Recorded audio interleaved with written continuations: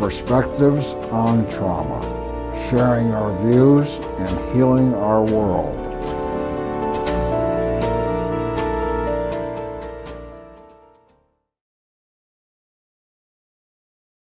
My name is Ahmad Esfahani. This is the first of a 13-part series that will focus on the topic of trauma in our society. Today, I'm joined by Ishmael Asaad. Welcome. Thank you. So Ishmael, if you would, could you talk about the differences of where you grew up to where you live now? I was born and raised in a village of Edna, outside of Hebron in Palestine. I born and raised in a farm. Like all my childhood, I was surrounded by family, animals, love, community. Like I born in a community and raised in a community. People helping each other, neighbors helping each other, people visiting each other and doing things with each other.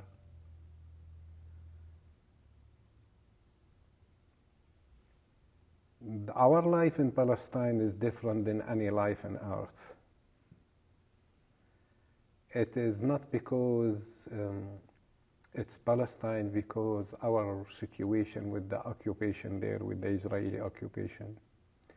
The Israeli occupation there control everything, control all the things, electric, energy, water, movement. Like we cannot move if like we don't have a freedom movement. We don't have a freedom for anything. Lots of checkpoints, like in West Bank where we live, we have 737 checkpoints.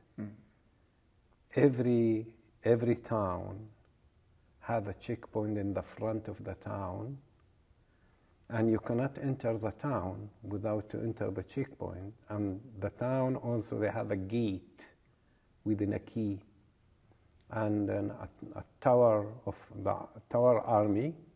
The army, they are in the tower, and any time they could go to the gate and turn the gate on and off anytime they want. And in Palestine, our life is simple. Simple people, they loved each other, they helped each other. Even with the whole situation, you cannot find homeless in Palestine. There is no homeless in the street because people are responsible and care about each other and help each other. And like what I said, the Israeli occupation, the Israeli army control water, electric, and they control the society, the development of the society, the agriculture, the economy, even the education. You cannot do anything without the Israeli army to be involved with this thing. Like if you look to the settlement, you will see the settlement. They are green and beautiful, lots of trees. If you look to the Palestinian area, you see the Palestinian area is dry, because, like I'm gonna talk about myself or my experience. Every 18 days, the water came to my house one day. If I am not in the house, that's me. I lost that day, and I don't have water. And even in the winter time, not allow Palestinian even to collect rainwater. If you build like my family, we build a greenhouse and we dig a well, and the army, they demolish the greenhouse, and we build even the house. It was a house, a farmhouse. They demolished the house, they demolished the farm. Everything was lemon, fig, olive, grapes, all they demolish it. In a reason you need a permission to do anything. If you, even the agriculture, to do agriculture, you need a permission for that. And when you go to the army or to the officer to apply for the permission, you need 30, 40 years to answer your application. And in the end, they're gonna say no. So much more control than here. Here, I travel anywhere. There is more freedom, more opportunity for life. If I want to go to Hebron, like from my town to the city, I live next to Hebron. It's a village called Edna, which 35,000 people. And if I want to go from my village to the city, which is 5 miles, there is a 3 checkpoint. The 3 checkpoint, sometimes, if you by mistake you do like this, maybe you're gonna die. Why? Because they're gonna shoot you, and they're gonna complain he tried to hit us. And sometimes in those checkpoints they check you naked, and they don't care if there is women, men, children in the front of them to check you naked. They don't care. And sometimes they take you behind if there is in the checkpoint, like behind the army truck or the army tank, and beating you just without nothing. So fear is common in this circumstance. There is lots of fear. And in my experience, all Palestinian people, we think we are healthy, but we are not. I think the trauma, our trauma, is not just in the daily life, in the action. Our trauma now in our blood, in the body. And to heal from this trauma, you need lots of work. You face this situation every day.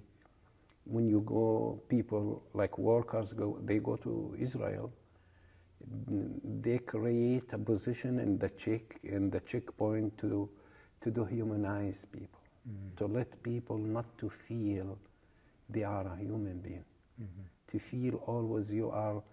Even like if you stand in the front of a soldier and watching him like this, the soldier beating you.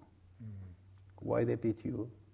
You should to stand with your head down, not to watch their eyes. Create a system in the checkpoint, how you go through the checkpoint. And I don't know what there is thing, I don't know what they call it in English. In Arabic we call it ma'ata. Ma'ata, which is, when people raising chicken and they take the feather of the chicken and they put it in a machine. That's the ma'ata in Arabic.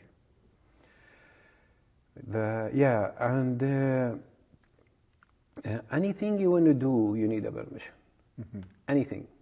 And all our houses, each house have a number. And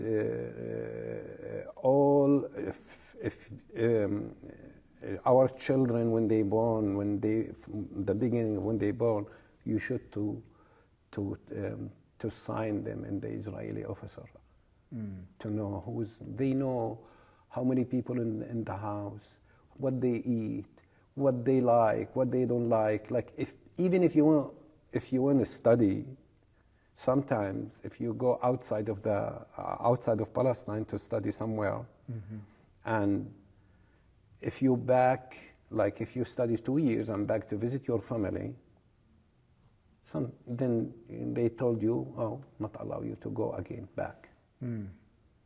So it sounds like a prison environment. It is a prison, an open prison. And even more difficult in Gaza, because Gaza lived under siege for 17 years.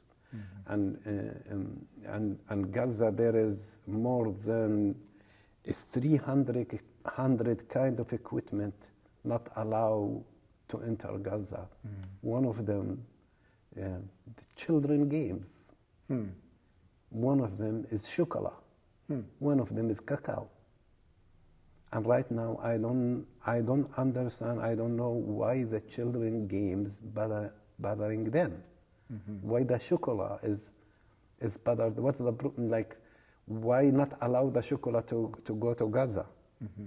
Like since 2007 until before October 23, October 7, 23, 16,800 Palestinians get killed from Gaza. 6,800 kids. And imagine as the majority of Palestinians, they go to jail. Imagine how the kids, they grow without fathers. And you go to the jail without judgment, without court. For a year, you go to the jail without court, without any judgment. And they call it like a security file. Security file. And the security file, that means the officer could decide, go to jail for 6 months and 6 months and 6 months and 6 months. And those people, they have kids, they have family, they have brothers, they have sisters. And also, if you want to build a house there, you need a permission. But the settlers, they don't need a permission. Even the settlers, their houses in our land, the land is a Palestinian land, occupied by the army and give it to our settlers. They don't need a permission. Each settler, his or her amount of water every day, 26 times than Palestinian. Like one settler should be 26 Palestinian to have water for one, like similar to one settlers. And if you build a house without a permission, then the army came and dominates the house. And you work hard for many years to build a house. And then suddenly in 1 minute, So it sounds like an us and them society, like an apartheid society. It is apartheid, yeah. Like, you know, let's talk just about my town. My town is 37,000 dunam. By acre, I don't know. Yeah, like with the acre. 37,000 dunam. In 48, they take almost 23,000 dunam, and it's still 14,000 dunam. When they build the wall, they take 5,000 dunam, and still 9,000 dunam, and 9,000 dunam for 35,000 people live there, and there is a limit where you could build houses, and there is places you cannot build houses or do anything, any kind of thing there. And most of the houses in the middle of the town, and not allow you to grow, to go. Even the land is Palestinian land, it's your land, but not allow you to do anything in your land. And there is roads, like a highway. The highway is in Palestinian land, but the highway for the settlers and the Israeli, and not allow me to go to go use the same highway. And if I use the same highway and the army catching me there, I go to the jail 6 months and I get charged like almost $1,500, $2,000. For just driving on a road? Yeah. Yeah. And the wall, when they build the wall, already they take out million olive trees. And there is a Palestinian houses, the wall separate Palestinian than Palestinian. Like the wall, like there is a town or there is houses, the wall came from the middle of the town and separate people like this and like this. And they are brothers and sisters. And they cannot reach other. Now on the wall, it separate them. And there is lots of towns and villages, the wall surrounded them. And each town, like what I said, have a gate. And imagine there is time to open the gate. The majority of the time is 45 minutes the whole day. In the morning, 15 minutes. In noon, like a 15 minute. And in evening, in a 15 minute. Imagine if a pregnant woman, and she would give birth, not in a time of the soldier when he opened the gate. And there is no hospital inside those towns. And kids sometimes waiting long time, hours, when they go to school. When they back to school, they're waiting in the gate for a long time. And to the soldier come and there is lots of women, they give birth on the checkpoint. Lots of people die because they get heart attack. And the soldier not open the gate and they just die. Yeah, our life, there is no human being could imagine the Palestinian life if you are not a Palestinian born and raised there. So what is it like when you tell people in this country about your experiences? Like what type of reactions do people give you? I will be honest, at the beginning, people, they don't know where is Palestine. They don't know when, like I drove for Uber in New York, when people asking me when they hear my accent, where you come from, I said, I'm from Palestine. They said, Pakistan. I said, Palestine. Do you know where is Jesus born? Yeah, Israel. They don't know Palestine, they know Israel. And but there is, in this time I saw many people, they do self-research after the genocide in Gaza now, and people more aware and more doing, like what I said, self-research and know about Palestine. And you know, we are, as a Palestinian, we are peaceful people. We don't have a problem to live with Israeli, to live with American, to live with anyone. The only thing we need dignity, quality. We need freedom, and we need to live within as anyone else living.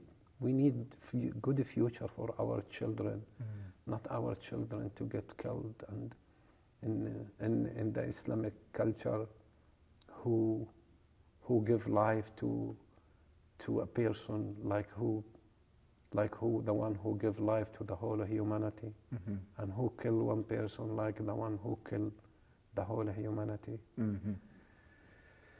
I believe one day we're gonna live together as brothers and sisters, because we don't have solution. The solution just to accept each other and to live with each other.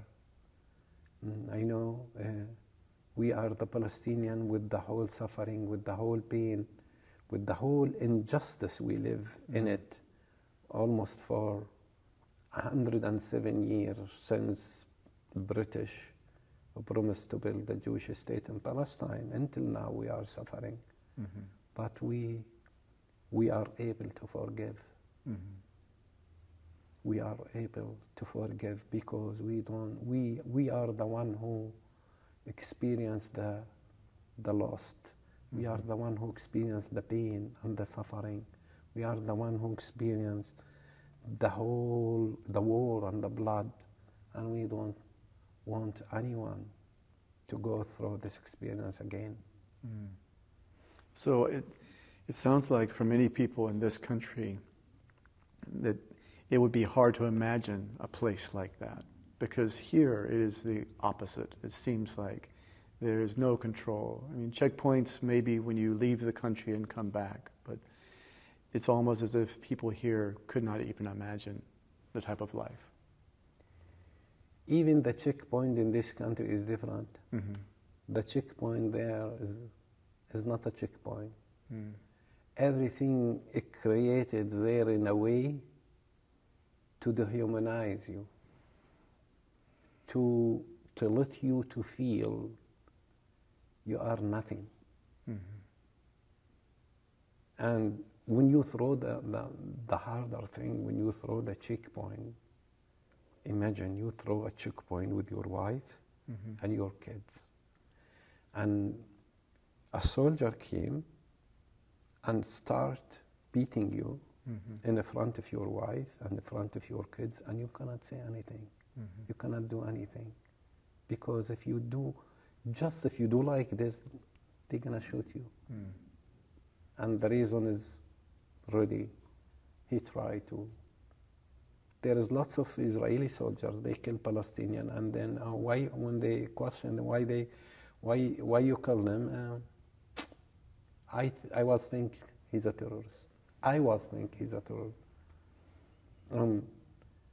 One of the soldiers, one time they judge him in the court like 10 cents. Because we are, as a Palestinian in their eyes, should be there as a slaver or die. That's what they're thinking. There is, like what I said, there is no one could imagine the Palestinian life. In the American, European, there is people, they don't believe. Sometimes there is people still living in this kind of condition, this kind of life. In Gaza now, nothing is still. Animals, hospitals, mosque, church, schools, university, road, electric, water, nothing. Nothing. 75% of the population of the Gaza is demolished now. Yesterday I saw a video. It is not from Palestinian. It's from Israeli. Israeli soldier record a dog eating a body, a Palestinian man. He recorded himself. We are the Palestinian, we're gonna heal from this, but I don't know if the world gonna heal from this. So after these experiences, the people in Palestine, how do they cope? How do they deal with the constant fear and the constant pressure?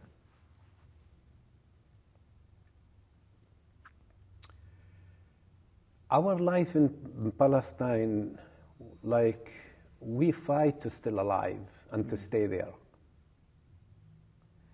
Their intention to keep you down and or to leave the country, and our intention to stay alive and to protect ourselves how much possible.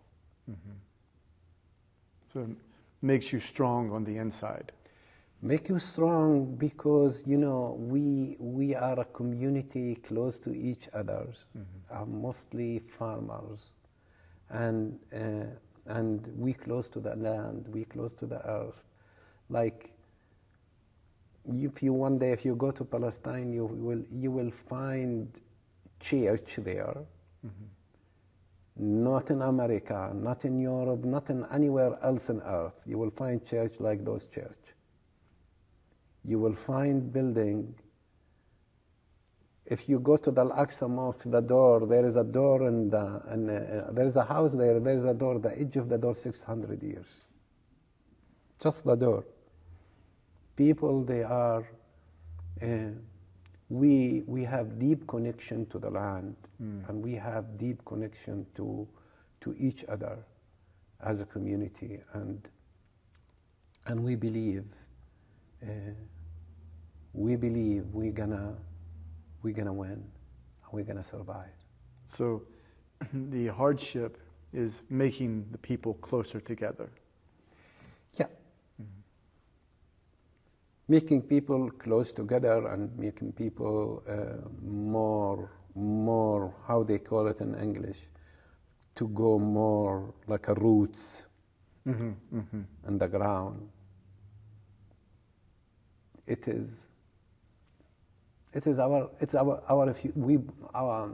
We born there. Our father they born there. Grandfather, grandfather, they born there, and we don't have where to go. Why should Palestinian to be refugee in earth, and they have a land and they have a houses, they have a dream there, have everything there. Why we are as a Palestinian more than 6 million refugee in all over around the world, and those people, their houses, their village, they get demolished in 1948 in the Palestinian, in the Nakba.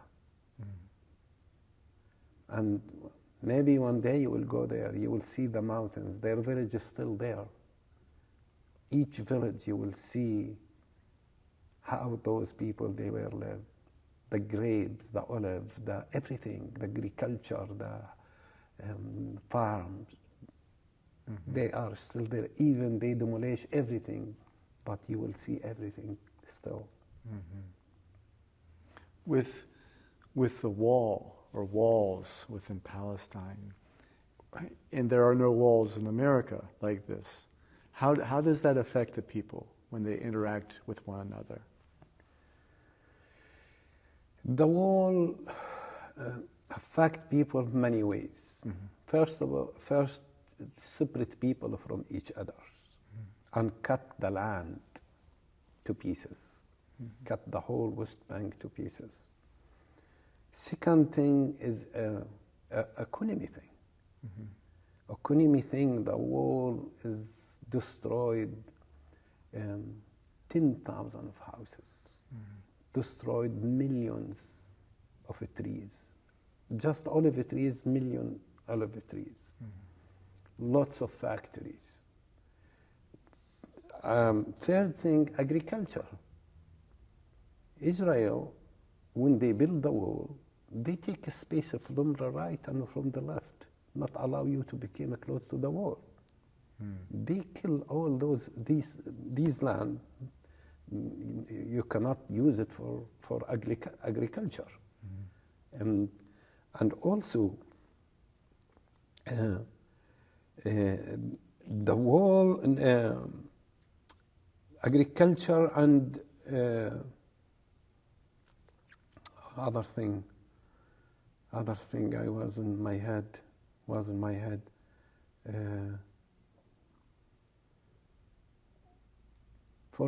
also for the environment, like when you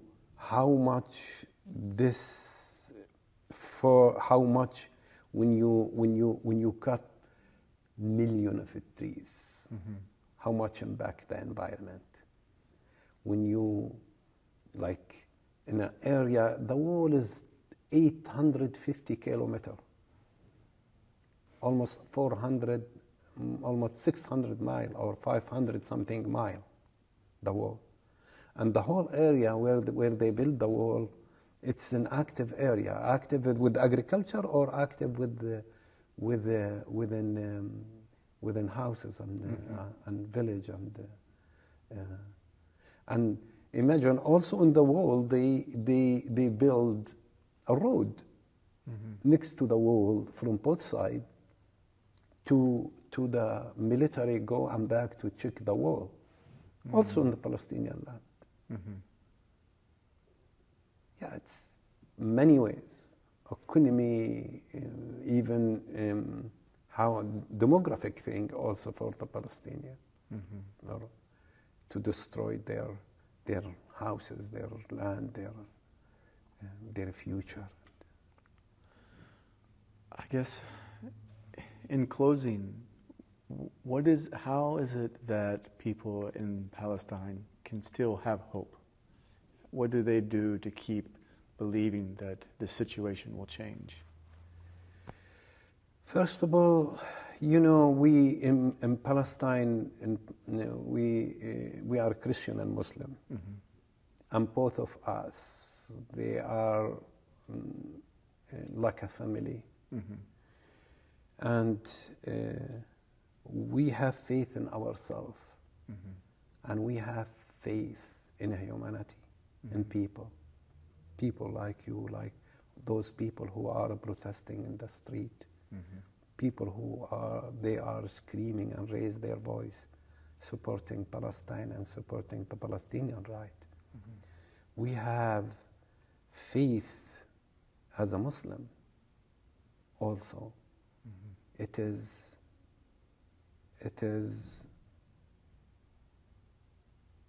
even God or even nature not gonna forget us. We have done nothing for anyone as a Palestinian. And we believe one day will be freedom. We will have our freedom and we will have our country. It doesn't matter to live in a one country, one state, or a two state. The only thing what we're looking for same rights, same dignity, same equality. We're looking for to live with peace and love and build a good future for our children and our next future generation. Well, Ishmael, thank you for taking the time to speak with me today. Thank you. And I wish you the very best. Thank you.